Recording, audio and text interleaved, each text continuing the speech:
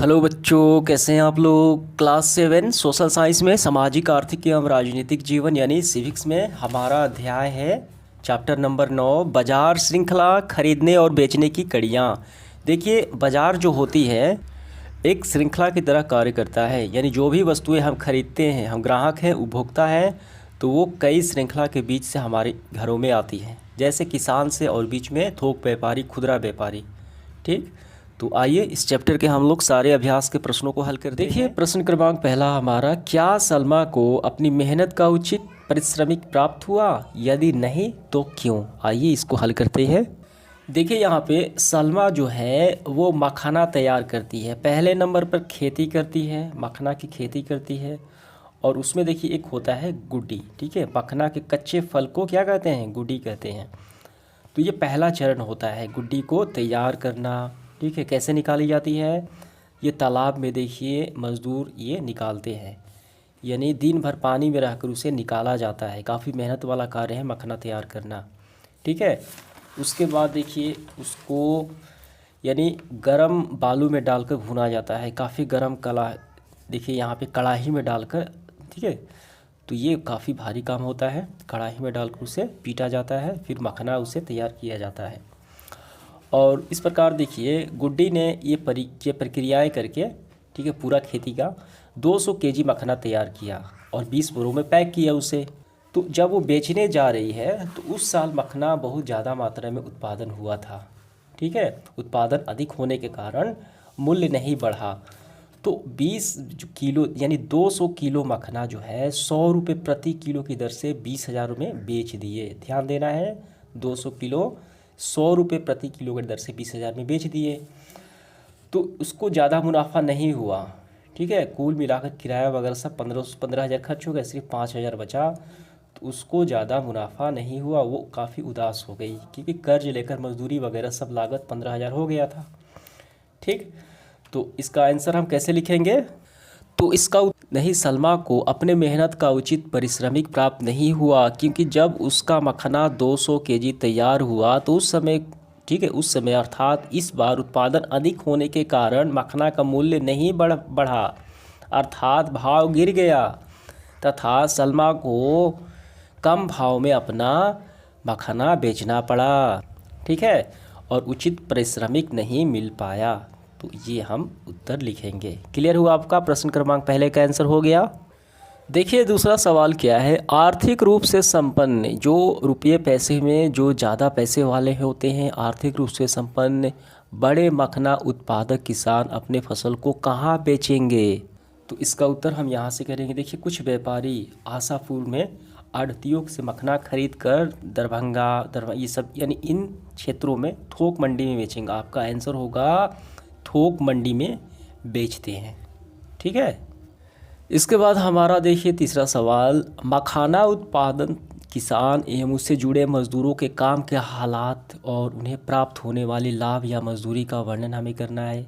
किस प्रकार वो मखाना को उत्पादन करते हैं। ठीक है, पूरा प्रोसेस। क्या आप सोचते हैं कि उनके साथ न्याय होता है? तो आइए इसका आंसर हम लोग लिखते हैं। देखिए इसका उत्तर काफ़ी आसान है।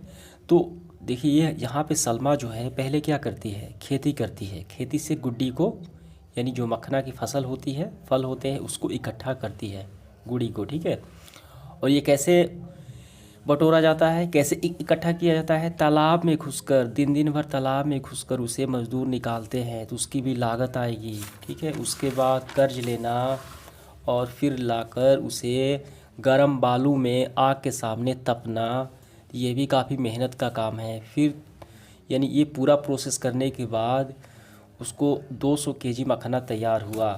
अब मखाना तैयार हुआ तो उसके बाद देखिए वो बेचने जाती है तो उचित मूल्य भी नहीं मिला। कितना मिला? उसे मिला 100 रुपये प्रति किलो की दर से, यानी 20,000 रुपये को ही वो सेल कर पाई। ठीक है, उसको जैसे तैसे अपना पूंजी भी निकालना पड़ा, ऐसी स्थिति हो गई। पूरा बेचती है 100 रुपये किलो की दर से तो 20,000 मिलता है। और वही सलमा से जो खरीदने वाले होते हैं मंडी में, तो वो बड़े व्यापारी बेचते हैं 110 में, यानी 10 रुपये का मुनाफा हो गया। और उसके बाद खुदरा व्यापारी देखिए 140 में बेचते हैं। ठीक है, तो सलमा बेची 100, अब ये बेच रहे हैं 40 रुपये, लाभ कमा रहे हैं 30 से 40 रुपये। और शहरों में तो और भी ज़्यादा हो गया, 170 180 में बेचा जा रहा है। तो सलमा ने बेचा 100 रुपये। अब देखिए सबसे ज़्यादा मुनाफा कौन कमा रहा है? खुदरा दुकानदार कमा रहे हैं। मेहनत उनकी है लेकिन ये सबसे ज़्यादा कमा रहे हैं। तो कुल मिलाकर उनको अपने पारिश्रमिक का पूरा फ़ायदा नहीं मिल पा रहा है। किसको मिल रहा है? इन सभी को मिल रहा है, जो बिचवनिए होते हैं उनको मिल रहा है। समझ में आ गया?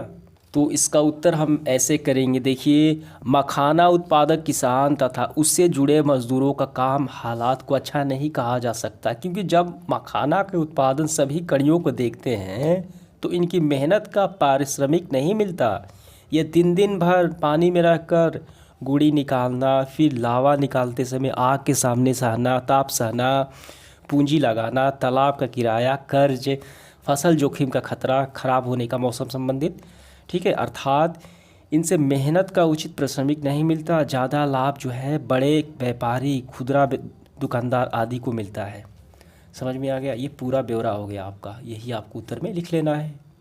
अब इसके बाद देखिए हमारा चौथा सवाल क्या है। चाय में चीनी, ठीक है, दूध तथा चाय पत्ती का प्रयोग होता है। जी बिल्कुल होता है। चीनी का होता है, दूध का होता है, चाय पत्ती का होता है। आपस में ये चर्चा करना है कि ये वस्तुएं बाजार के किस श्रृंखला के होते हुए आप तक पहुंचती है, आप तक कैसे पहुंचती है, आपके घरों में किन किन प्रक्रियाओं से होते हुए गुजरती है। क्या आप उन सब के बारे में सोच सकते हैं जिन्होंने वस्तु के उत्पादन और व्यापार में मदद की होगी? तो आइए इसका आंसर हम लिखते हैं। देखिए इसको काफ़ी ध्यान से आपको समझना है। चाय पत्ती, चीनी, ठीक है, चाय पत्ती और चीनी का प्रयोग उपभोक्ता अर्थात ग्राहक के पास निम्न चरणों द्वारा पहुंचता है। हम लोग घरों में पहुंचता है। हम लोग उपभोक्ता है, ग्राहक हैं। किसानों द्वारा चाय गन्ना का फसल जो है लगाया जाता है खेतों में, फिर सिंचाई की जाती है, ठीक है, और उसके बाद खाद दिया जाता है, उर्वरक दिया जाता है, फसल तैयार होता है, फिर मजदूरों द्वारा काटा जाता है, मिल भेजा जाता है, फसल प्राप्त करना, फिर उसे थोक बाज़ार में उसको बेचना, उस गन्ने को, ठीक। पुनः यानी गन्ने को चाहे चीनी को भी हो सकता है, ठीक है, गन्ने से जब चीनी बन जाए तो थोक बाज़ार में उसे बेचना।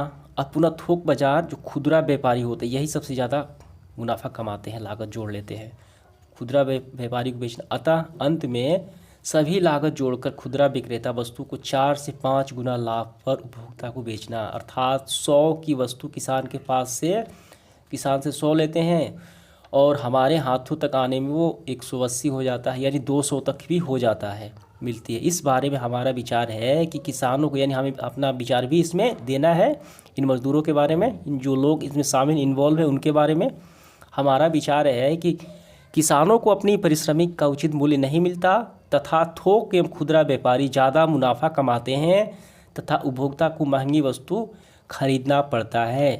पिसता है कौन?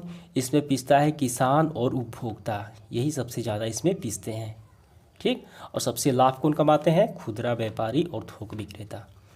तो यानी ये पूरा आपका आंसर हो गया। अब इसके बाद देखिए यहाँ दिए गए कथनों को सही क्रम में सजाना है। नीचे एक गोले में सही क्रम के अंक को हमें भरना है, ठीक है।